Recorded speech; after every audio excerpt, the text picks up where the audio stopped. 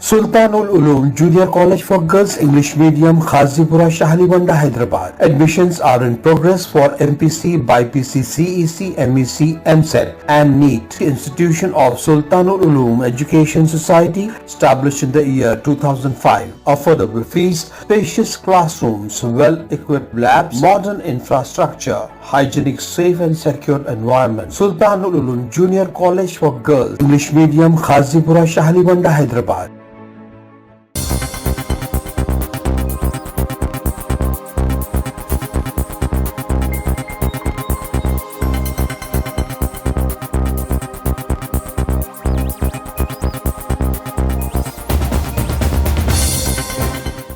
World news के sponsor हैं स्वागत, अदरक, लहसुन और मसाले 100% प्योर एंड हाइजीनिक। अस्सलाम वालेकुम, आदाब। मैं हूं खलील फरहाद। वर्ल्ड न्यूज की शुरुआत करते हैं हेडलाइंस के साथ। आज़मीन हज के लिए सऊदी अरब की तैयारियां मुकम्मल, बेहतरीन सहूलियात और सर्विस फराहम करने का सऊदी वज़ीर हज ने किया दावा।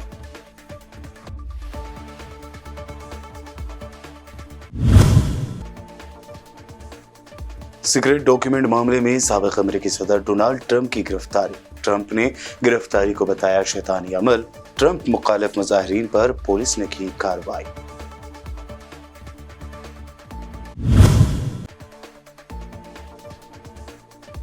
नाइजीरिया में कश्ती डूबने का दिलखराश हादसा, 103 अफराद हलाक। शादी से वापस आते वक्त डूब गई थी कश्ती।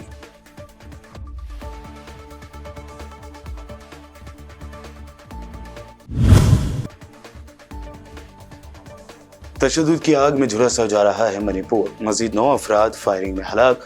मरकज की मोदी हुकूमत पर फौरी तौर पर रियासत से बदअमनी खत्म करने के लिए बढ़ा दबाव।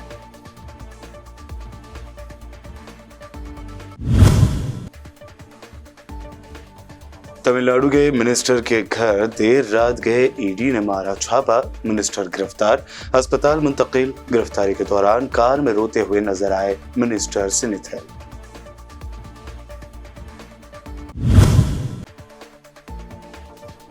कांग्रेस का दावा, आरबीआई की नई पॉलिसी में जानबूझकर लोन अदा न करने वालों और फ्रॉड करने वालों के लिए क्लीन चिट उन्हें दिलाने की जा रही है कोशिश।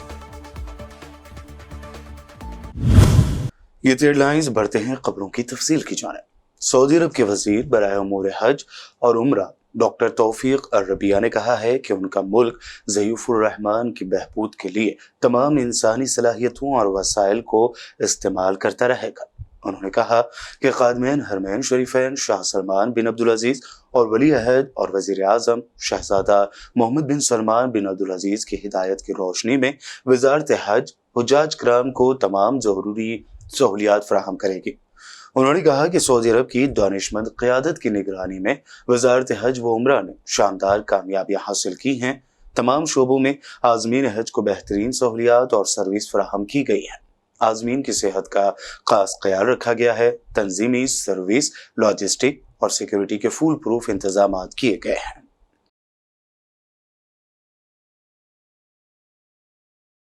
गजा पर इसराइल के जंगी जुराइम बढ़ते जा रहे हैं। ऐसे में आलमी बरादरी की जानिब से शदीद मजम्मत भी की गई है। इधर इंसानी हुकूक की आलमी तंजीम एमनेस्टी इंटरनेशनल ने कहा है कि गुज़िश्ता महीने गजा पर किए गए इसराइली हमले जंगी जुर्म की कैटेगरी में आ सकते हैं। तंजीम ने कहा है कि फ़लस्तीनी अस्करियत पसंदाना ग्रोह के खिलाफ रॉकेट फायर करने के इल्ज़ाम की भी तहक़ीक़ात की जाना चाहिए।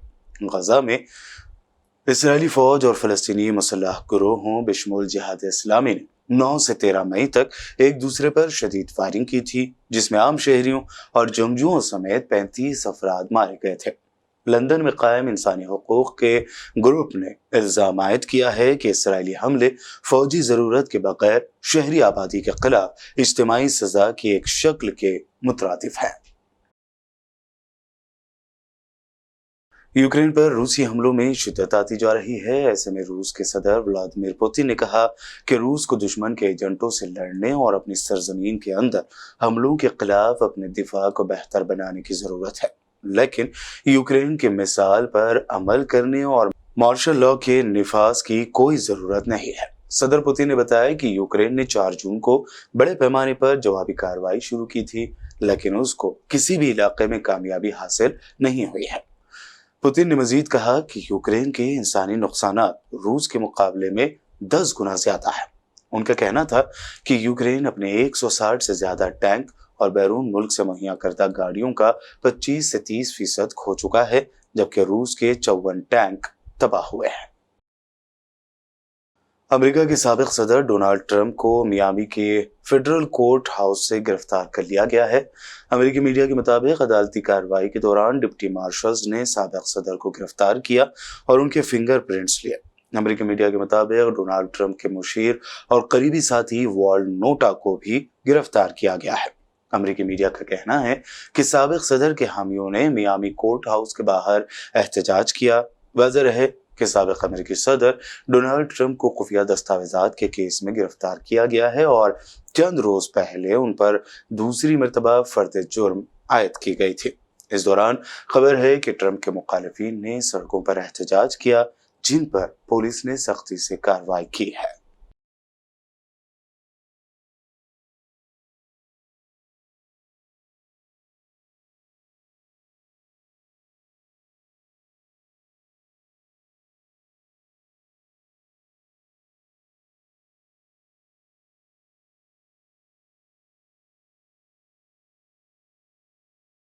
नाइजीरिया में कश्ती हादसे में अमवात बढ़कर 103 हो गई है। फ्रांसीसी खबर रसाई इदारे के मुताबिक रियासत कुवारा के पुलिस तर्जुमान ओकासानमी अजय ने मीडिया को बताया कि यह हादसा गुज़िश्ता रोज रियासत कुवारा में उस वक्त पेश आया जब कश्ती शादी की तकरीब के बाद लोगों को वापस रियासत कुवारा ले जाते हुए दरिया में डूब गई। उन्होंने बताया कि मुकामी अफराद और रेस्क्यू एहलकारों की मदद से 100 से ज्यादा अफराद को बचा लिया गया है, ताहम 103 अफराद इस हादसे में हलाक हुए। उन्होंने बताया कि सर्च ऑपरेशन जारी है और अमवात में इजाफे का खदशा जाहिर किया जा रहा है।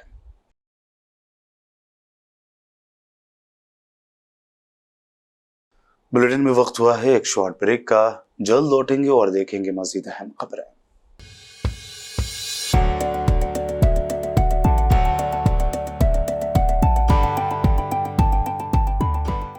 वर्ल्ड न्यूज के स्पॉन्सर हैं स्वागत, अदरक, लहसुन और मसाले, 100% प्योर एंड हाइजीनिक।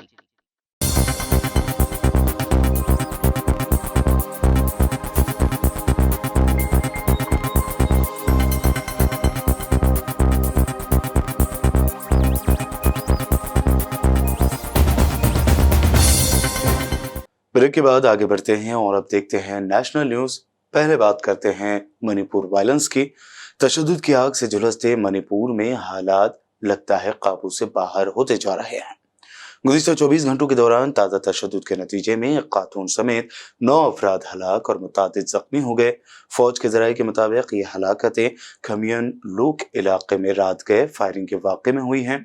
कई जख्मियों को इलाज के लिए इम्फाल ले जाया गया है। तशद्दुद में हलाक होने वालों में से कुछ के जिस्मों पर निशानात हैं और कई को गोलियों के जख्म आए हैं। न्यूज एजेंसी ANI ने इम्फाल ईस्ट SP शिवकांत सिंह के हवाले से बताया कि ताज़ा तरीन वायलेंस में 10 अफराद जख्मी हुए हैं। उनका कहना था कि मरने वालों का पोस्टमार्टम किया जा रहा है ताकि सही तौर पर पता चल सके कि उनकी मौत किस वजह से हुई है।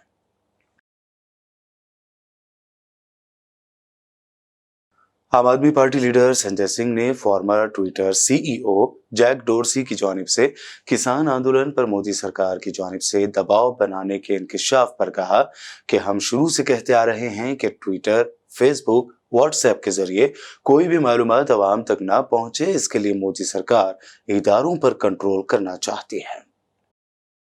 देखिए, जब ये बात हम लोग कहते हैं तो आप मानते नहीं हैं, लेकिन हकीकत यही है कि जितनी भी संस्थाएं हैं उनको दबाने का, उनको अपने हिसाब से चलाने का काम नरेंद्र मोदी की सरकार कर रही है। ट्विटर हो, फेसबुक हो, व्हाट्सएप हो, जितने भी माध्यम हैं सूचना के, उस पर ये लोग नियंत्रण चाहते हैं। किसानों के आंदोलन में आपको याद होगा 750 किसान शहीद हुए, लाठियां चली, पानी की बौछारें हुई, कटीले तार बिछाए गए, हर प्रकार की यातना दी गई उन लोगों को। तो ये जो खुलासा है, इस पे सरकार को माफ़ी मांगनी चाहिए। मोदी सरकार को सामने आकर बताना चाहिए कि आखिर क्या डेमोक्रेसी के अंदर अहिंसात्मक तरीके से अपनी बात कहना गुनाह है, आंदोलन करना गुनाह है, जो अधिकार हमको देश का संविधान देता है अपनी मांगों के लिए सड़क पर उतरना गुनाह है क्या? और इसके लिए अगर हम कोई सूचना का माध्यम अपनी बात पहुंचाने का इस्तेमाल कर रहे हैं, वो चाहे ट्विटर हो या फेसबुक हो, तो आप उस पर दबाव बनाएंगे, अपनी सत्ता का जोर लगाएंगे कि वो इसको दिखाने ना पाए, इनके हैंडल ब्लॉक करो, उनके हैंडल ब्लॉक करो। ये तो बहुत ही गंभीर प्रश्न उठाया है पूर्व सीईओ ने ट्विटर के, और मैं समझता हूं कि इस पे मोदी जी को सामने आके उनकी सरकार को माफी मांगनी चाहिए।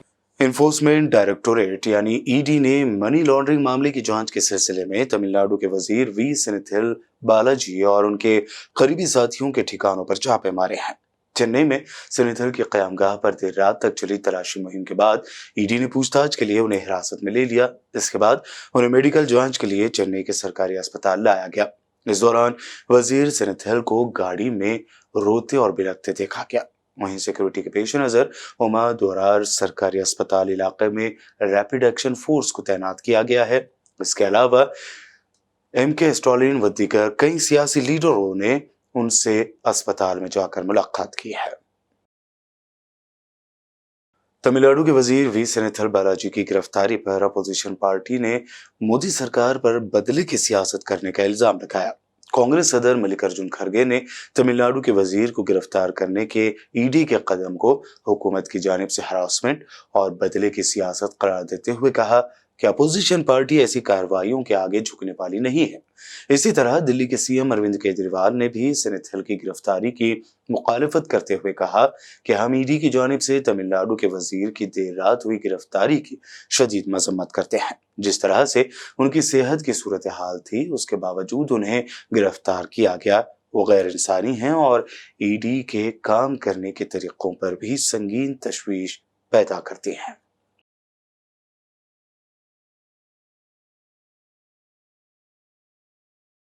मोदी सरकार के ऑर्डिनेंस के खिलाफ दिल्ली के सीएम अरविंद केजरीवाल अपोजिशन पार्टियों की हिमायत हासिल करने में लगे हुए हैं।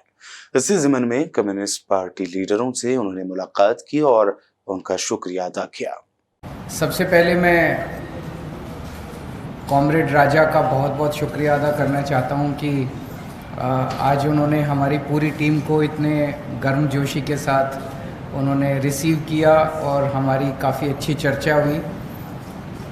ये बिल्डिंग में मैं पहले खूब आता रहता था और उनकी पूरी टीम के साथ मेरा बहुत पुराना रिश्ता है। सीएम बनने के बाद शायद पहली मेरी विज़िट मेरी पहली विज़िट है, लेकिन जब एनजीओ में मैं काम किया करता था तो उनकी वाइफ के साथ भी, कॉमरेड एनी राजा के साथ भी हम झुग्गी बस्तियों में खूब काम करते थे। सो बहुत पुरानी दोस्ती है, बहुत पुराना रिश्ता है। आज वापस इस बिल्डिंग में आके पुरानी यादें भी ताज़ा हुई और बहुत अच्छा लगा आपसे मिलके एज ए सीएम। सो मैं बहुत बहुत शुक्रिया अदा करता हूँ कि सीपीआई ने अपना सपोर्ट अनाउंस किया है आम आदमी पार्टी नहीं, दिल्ली के लोगों के लिए।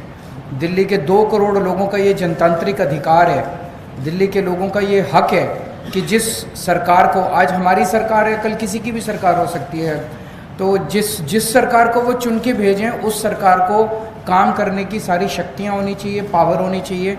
ये तो एक बेसिक जनतांत्रिक अधिकार है जिसको छीना गया है। तो आज सीपीआई ने अपनी सपोर्ट जनता के लिए, जनता के साथ दिल्ली के लोगों के लिए जाहिर की है। इसके लिए मैं आपका बहुत बहुत शुक्रिया अदा करता हूँ। कांग्रेस नौजवान कायद अमिताभ दुबे ने मीडिया से बात करते हुए दावा किया कि रिजर्व बैंक ऑफ इंडिया की एक नई पॉलिसी आई है जिसमें जानबूझकर लोन अदा न करने वालों और फ्रॉड करने वालों को क्लीन चिट दिलाने की कोशिश की जा रही है। कि आपको पता है, मोदी सरकार ने हमेशा बड़े बिजनेस पूंजीपतियों के प्रति पक्षपात करती रही है। इसका सबसे बड़ा उदाहरण अडानी ग्रुप है, जिसे लेकर हम अडानी है कौन सीरीज के माध्यम से प्रधानमंत्री मोदी से अनेक सवाल पूछे, 100 सवाल पूछे, अभी तक उनका कोई जवाब नहीं आया है। लेकिन जैसे विनीत जी ने आपको अभी बताया, एक RBI reserve bank of India की एक नई पॉलिसी आई है और उससे पता चला है हमें कि जानबूझकर ऋण न चुकाने वालों और धोखाधड़ी करने वालों यानी कि विलफुल डिफॉल्टर्स एंड फ्रॉडस्टर्स को एक मुक्ति का रास्ता दिखाया जा रहा है, उनको क्लीन चिट दिलाने का प्रयास किया जा रहा है। 8 जून 2023 को आरबीआई ने एक framework for compromise settlements and technical right offs के तहत निर्देश जारी किए। इसमें साफ लिखा है कि banks and other regulated entities, I quote, may undertake compromise settlements or technical write-offs in respect of accounts categorized as willful defaulters or fraud without prejudice to the criminal proceeding underway. यानी कि इन्हें अब समझौता करने की अनुमति दी गई है। All India bank officers confederation और all India bank employees association, जिनके 6 लाख मेंबर्स हैं, इन्होंने इसका विरोध किया है और उन्होंने कहा है कि it will not only lead to erosion of public trust in the banking sector but also undermine the confidence of depositors. उन्होंने ये भी कहा है कि such leniency serves to perpetuate a culture of non-compliance and moral hazard, leaving banks and their employees bearing the brunt of the losses. और याद रखिए, सिर्फ बैंक्स और उनके एम्प्लॉइज को लॉसेज नहीं झेलने पड़ेंगे, टैक्स पेयर्स और मिडिल क्लास को भी झेलने पड़ेंगे, क्योंकि अंत में ये पैसा हमारे टैक्सेस से आता है। और ये जो मॉरल हैजर्ड कह रही है, एक महत्वपूर्ण बात है, वो कह रहे हैं कि डिफॉल्टर्स को प्रोत्साहन मिलेगा, क्योंकि अगर आज आपको आपके डिफॉल्ट्स को माफ किया जा रहा है तो कल को आपको फिर से मौका मिलेगा तो आप क्यों नहीं लेंगे और लोन्स, और फिर आगे फिर से डिफॉल्ट होने का चांस है। अब आपको मैं याद दिलाना चाहता हूं, जैसे विनीत जी ने कहा, कि मिडिल क्लास, मध्य वर्ग को निरंतर ईएमआई और कर्ज का बोझ चुकाना पड़ रहा है, उनको अनेक परेशानियां हैं, और दूसरी तरफ विलफुल डिफॉल्टर्स और फ्रॉडस्टर्स को राहत दी जा रही है, उनके लिए एक समझौता समाधान हो रहा है। तो ये मोदी सरकार की नीति स्पष्ट है, मिडिल क्लास के खिलाफ है, विलफुल डिफॉल्टर्स के पक्ष में है। और अब आखिर में हेडलाइंस पर डालते हैं एक और नजर। आज़मीन हज के लिए सऊदी अरब की तैयारियां मुकम्मल, बेहतरीन सहूलियात और सर्विस फराहम करने का सऊदी वज़ीर हज ने किया दावा।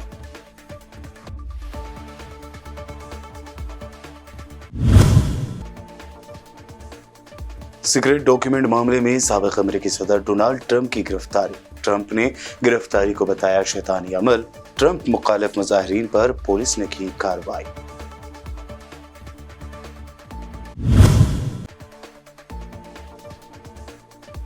नाइजीरिया में कश्ती डूबने का दिलखराश हादसा, 103 अफराद हलाक, शादी से वापस आते वक्त डूब गई थी कश्ती।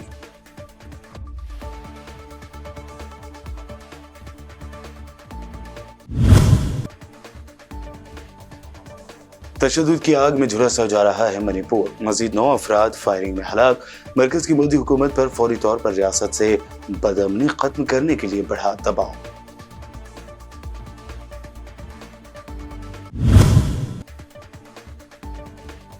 तमिलनाडु के मिनिस्टर के घर देर रात गए ईडी ने मारा छापा, मिनिस्टर गिरफ्तार, अस्पताल मुंतकिल। गिरफ्तारी के दौरान कार में रोते हुए नजर आए मिनिस्टर सिनिथल।